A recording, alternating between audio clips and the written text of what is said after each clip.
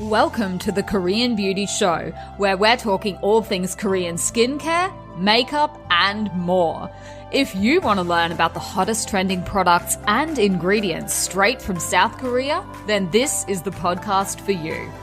Each week, we'll be diving in to take a look at the latest trends and product releases, with special guest interviews from the names behind the hottest Korean brands, as well as all the tips and tricks you need to perfect your K-beauty routine. I'm your host, Lauren Lee, professional K-beauty addict and founder of Korean beauty platform Style Story. Hi KBs, and welcome back to the Korean Beauty Show. I'm Lauren Lee, and I'm excited to be here with you again talking about all things K-beauty. If this is your first time listening to the Korean Beauty Show, then welcome. I'm your host, Lauren Lee, and I've spent the last 10 years living and breathing all things K-beauty. I'm now based in Seoul, South Korea, and can't wait to share all the things I've learned living and working in the industry with you. This podcast is brought to you by Style Story, for your dose of all things K-beauty. Want to shop the hottest trending K-beauty products? Head over to www.stylestory.com.au. So today we're exploring a topic that we've touched on a little bit in previous episodes, but I'd like to delve deep with you today, and that is how Korean beauty is different to Western beauty. And I know that we've previously spoken about how in the beginning, say 10 years ago, there were a lot more differences than there are today, particularly in the length of the skincare routines that people are doing pretty much all over the world. I think it's fairly obvious from a quick search on Instagram that the typical skincare routine that people are following these days involves a lot more steps than it previously did. But if I had to pick out the main differences that I see between Korean beauty and Western beauty, then they would be the ingredients in the products, the formulations of the products, the packaging, approach, and even their purpose. So I'd like to touch on some of those today. And the first one, and this was one that really struck me with Korean skincare when I first discovered it back in 2011, and that was the approach to skincare versus makeup. So Western cosmetics and certainly Western makeup techniques focus a lot on covering up flaws. So if you've got under eye bags, we want to conceal those. If we've got acne, we want to cover that up so that you can't see it. If you have uneven skin tone, then it's about, acing your base, as it were, to get the skin looking beautiful. Now, the Korean philosophy, and this is a philosophy I think that's caught on over the years, is that beauty begins with great skin.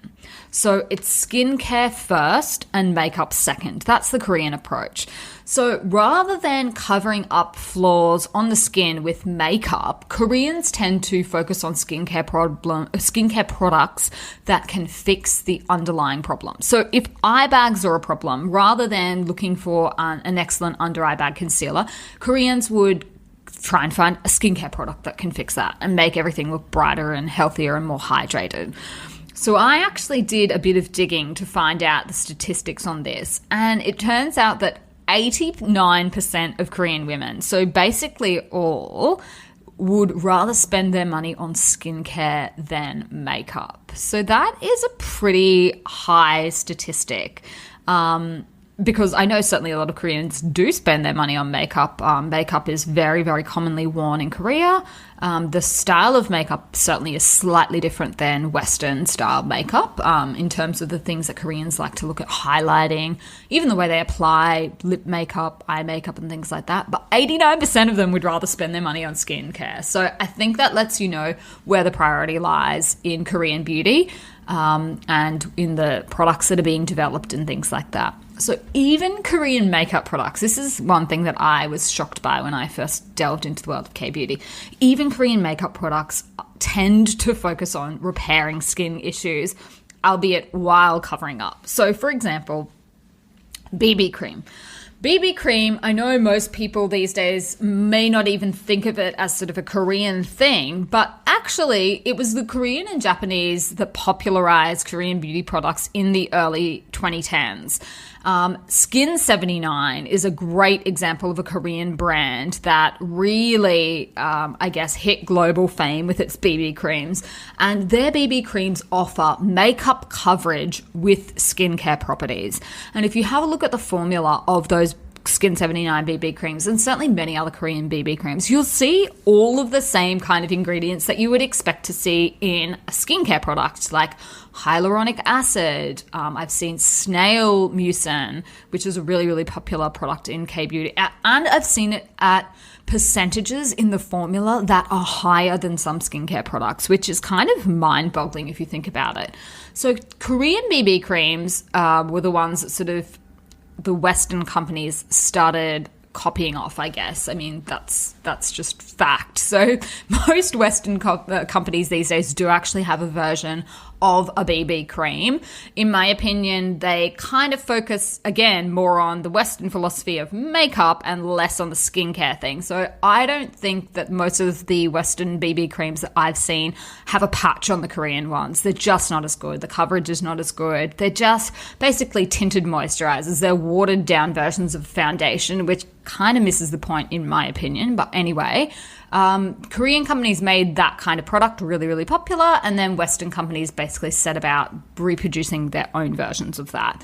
The same thing with BB cushions as well. I know, in fact, one of the companies that pioneered that technology in Korea actually ended up working with Lancome and Dior and things like that to share their technology with them so that they could come out with their own versions. So, that's just another example of, I guess, the influence that Korean beauty and the trends is having on Western beauty these days, that these products that are coming out of Korea are being, I guess, made globally famous through, bigger brands that have more reach in Western audiences, certainly, than the Korean ones traditionally did. I think that's changing now.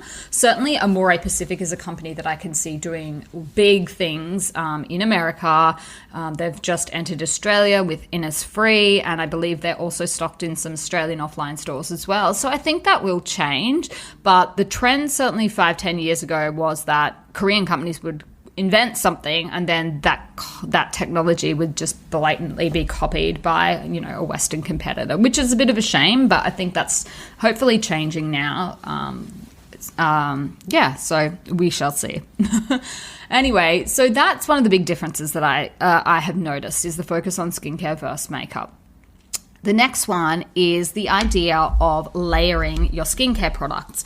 And I think I've spoken in a previous episode about, the idea behind K-beauty is not being about, you have to do 10 steps or 12 steps or whatever steps, but it's really about focusing on the needs of the skin, nourishing it. So K-beauty is all about light and thin layers. That's really why we see so many different products in a typical Korean beauty routine, because they're a lot lighter.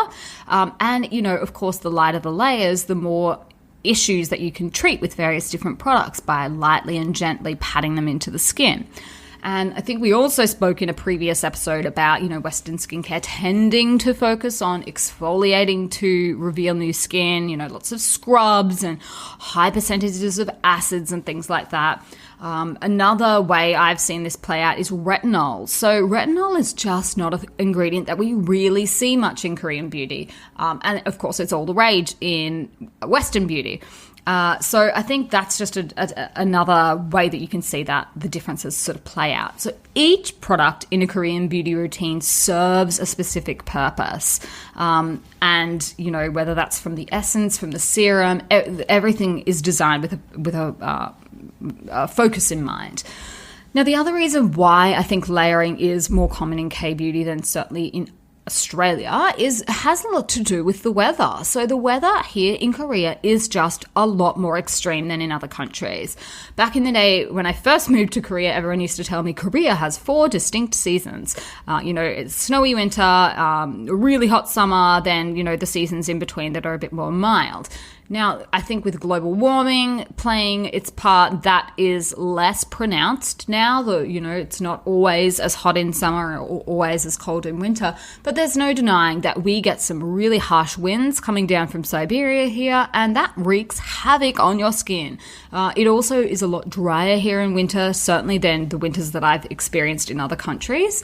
So I think, this has another this is another reason why you do see all of these products that are designed to be layered in the skincare routine, is because of the weather here. SPF.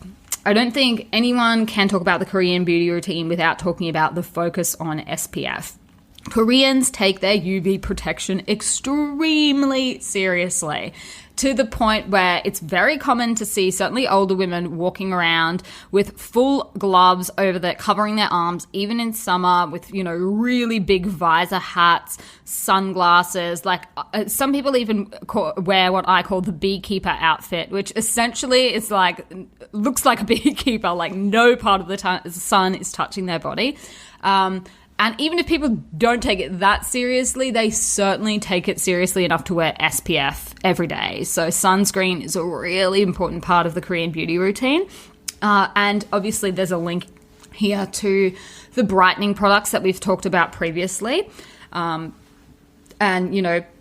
A popular ingredient that I see, there's lots of popular ingredients, and we'll talk about those kind of ingredients in a later episode, but glutathione being one. So, on the Style Story website at the moment, we've got a product called APLB Glutathione Ampoule Serum, and this incorporates one of K-Beauty's favorite ingredients for dealing with sort of dark spots on the skin. So that's obviously all plays a part. SPF and brightening, those two are quite linked. Deep hydration. This is another really key focus of the Korean beauty routine, probably more so than Western skincare. Koreans are obsessed with hydration. There's actually a word in the Korean language, chokchok. So the idea is to get the skin looking just moisturized, full of moisture, bursting with moisture. And you might say, but why? Why the focus on hydration? Well, there are several reasons, and I think the key thing is that when the skin is hydrated, it looks so much softer. It looks younger because the lines in your face are filled out. When the skin is really dehydrated, that's when you'll start seeing fine lines creep in and wrinkles and things like that. So just through properly hydrating your face, you can actually take years off the face. So that is, in my mind, the reason why everyone's so obsessed with hydration, is just because it makes you look healthy and it makes you look younger. And I guess that's another difference I see between K-beauty and Western beauty, is in Western beauty, the focus is seemingly solely on anti-aging. Everyone wants to get rid of wrinkles, look younger. When should I start using an eye cream? These are the questions that I get over and over and over again. Whereas I think Koreans and Korean beauty is more focused on the overall health of the skin, treating skin issues as and when they crop up and dealing with the skin in a particular moment in time, rather than, trying to fight off aging or something like that. So I think those two are both linked. The next way, I guess, it differs, and this is changing definitely, is double cleansing. So double cleansing is not unique to Korean beauty. I definitely know that. And certainly many people are incorporating double cleansing into their routine these days. But historically speaking, that was a way that Korean beauty stood out from Western beauty. This idea that you cleanse twice, once with an oil cleanser and then follow up with a foam cleanser, that was quite unique, sort of 10 years ago. And even still, a lot of people don't understand. I speak to a lot of people and they're like, hold on a minute, why am I washing my face twice? Well, that's why. We're trying to break down the sunscreen and makeup in the first step and then clean away any leftover debris in the second step. So that's the idea behind double cleansing. If you go and have a facial at an aesthetic clinic here in Korea, certainly they will do at least a double cleanse. I've even seen triple cleanse before. So that's a really important part of K-beauty, and that's distinguishes it, at least historically, it has distinguished K-beauty from Western beauty. I don't think any topic or any discussion of the differences between K-beauty and Western beauty would be complete without acknowledging the differences in ingredients. There are many ingredients in K-beauty that you just don't see or hear of in Western beauty. Snail mucin is a really popular one that people love to talk about. So snail mucin is the trail of the snail, not the snail itself. So if you've ever seen a snail in the wild, you'll know that when it moves along the ground, it leaves behind sort of a slimy substance behind it. And that is what is being collected and put in these beauty products, not the snail itself. So we're not talking about crushed up snail in a moisturizer. That would be very unethical and problematic. So that's not what we're talking about. We're talking about the mucin of the snail. And it deserves a whole episode as to why snail mucin is so popular. But in essence, it is a great ingredient for the skin. It has heaps and heaps of benefits to human skin. So we can look at that one a bit later. Other ingredients that are super trending or popular include galactomyces, which is a type of yeast extract. Yeast, I think, conjures up terrible images in the mind of most English-speaking people, but it's a very common ingredient in beauty products, has been popularized by products including SK2's popular first treatment essence. That is essentially what Pitera is. So they gave it a nice, pretty name. It's yeast extract, guys. Hate to be the bearer of bad news, but that is a very common product, ingredient in K-beauty as well. Other ingredients include things like bee venom, ginseng, which is sort of a herbal root, plays a very important part in Asian culture.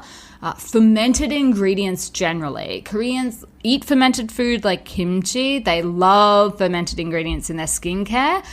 So that's a very, very popular inclusion in a lot of K-beauty products. Centella asiatica, which is also known as sika or tiger's grass. I cannot tell you how many Korean beauty products I have seen that have Centella asiatica in them at the moment, but suffice to say, it is very popular. And then you'll see other more typical, maybe Asian ingredients, things like lotus, so a beautiful flower. So they're the kinds of things that you might see in K-beauty that you probably won't see in Western beauty. So yeah, those are the ingredients and formulas. Now, the other thing that we can't ignore is the price. So I remember nearly falling off my seat when I got to the cash register at the first Korean beauty store that I ever went to, and they rung up all the products I had, and I was like, that can't be right. Why is it so cheap?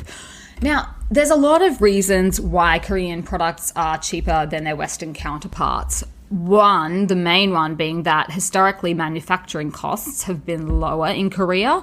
Now, with the rise of K-beauty, I would say that that's actually changing a bit. It's actually very hard to get products made in Korea at the moment because everyone wants to have them made here. Western companies, Korean companies, everyone. But historically, the manufacturing costs have been lower in Korea, and certainly because, minimum wage and things like that are a lot lower here, they can keep the prices cheaper. The other main reason is the sheer amount of competition in this country, which is mind-boggling. Koreans love discovering the latest products. They're all about the hottest trending things, the next big thing. And there's a lot of competition to come up with that, to be the company that has the next big, product that everyone wants to buy.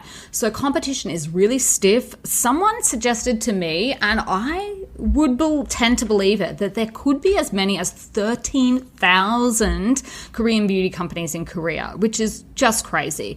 You just historically did not see that kind of competition between the big Western beauty companies. The companies that are popular in the West have been popular forever. Clarins, Lancome, pick any of them, Estee Lauder.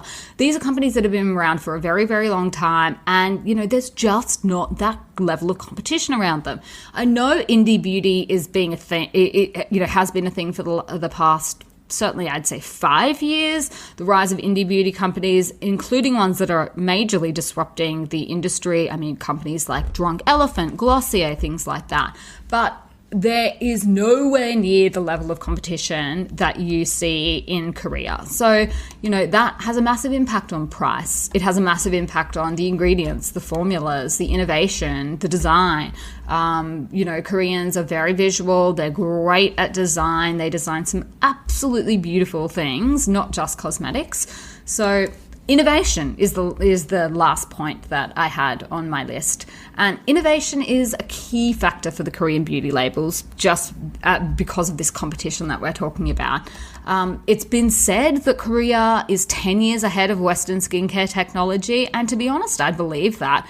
And this is not to diss, the companies that I see certainly in Australia, but if I see the things they're coming out with, it's just not very innovative. It's the same kind of products that have been around for many, many years, using the same kind of ingredients. So I think there is a lot more innovation in Korean beauty, and that is linked to the market. The market demands innovation. They're not interested in the same old stuff that was popular 5-10 years ago or 30 years ago. They're not interested in, always using the same ingredients. They want to find new stuff, better stuff. So the companies bring that because that's what the market demands. The other thing is there is less red tape when it comes to bringing new skincare to the market. And one area that this is very much apparent to me in is sunscreen, SPF regulation. So unfortunately, Australia and America, to a lesser extent maybe, have some really, really old legislation, some laws in relation to the kind of ingredients that can be used in sunscreens. And Australia in particular has some very, very difficult laws for companies to pass in relation to in-country testing and product testing in order to bring new SPF products onto the market. And Korea has more appetite for innovation. So the Korean government lets more innovative and newer sunscreen filters into the products on the market, which makes Korean products very cosmetically elegant. It's unfortunate that none of the Korean sunscreens that I know of have ever been registered in Australia, so we can't actually sell them on Style Story, and nor can anyone else in Australia sell them. It's illegal unless they've been tested in country. They're not allowed to be marketed as sunscreens. So, that sort of obviously has an impact on the kinds of sunscreens that are available in Australia in a way that it doesn't impact on the ones that are available in Korea. So innovation is welcomed more openly in the area of cosmetic innovation in Korea, certainly, than it is in Australia, which is unfortunate, but there are good reasons behind that as well. Being that there is a hole in the ozone layer over Australia. So it makes sense that we want to keep sunscreen regulation tight. And I guess the Australian government just has less of an appetite for risk when it comes to those sort of things. So the policy reasons are very understandable, but it does also come with the implication that there is less innovation in certainly the area of sunscreens in Australia compared to Korea. So in a nutshell, they're the key differences that I see between Korean beauty and Western beauty. And just to run through those again, obviously there's the difference between skincare versus makeup, the idea of layering products, the idea of less exfoliation and anti-aging focus, but more of a holistic approach to the skin. SPF and sunscreen, the focus on taking care of the sun, and staying out of the UV rays is a big one here. The obsession with hydration and chok skin, then obviously the ingredients and the formulas being quite different, pricing, and also innovation. So if you'd like to learn more about any of these topics that we've talked about, we have a blog post over on the Style Story blog that you can go and check out. And if you have been listening today, I would love it if you could upload a photo of yourself listening to the podcast and tag us at stylestory_kbeauty. I'd love to see where you're listening, what you're doing, whether you're out walking the dog, maybe you're doing the laundry at home, whatever it is. Upload a quick photo so that we can all see as well, and we can share that. All right, guys, I hope this has been an interesting topic for you, and I will be back next week with more. Bye, guys. Thanks so much for listening to today's episode. If you've made it this far, hopefully that means you've liked it. Make sure you hit subscribe so that you don't miss future episodes. Don't forget to leave me a rating and a review while you're there. And if you want to say hi, head on over to Instagram at lauren.kbeauty and leave me a DM. Until next time!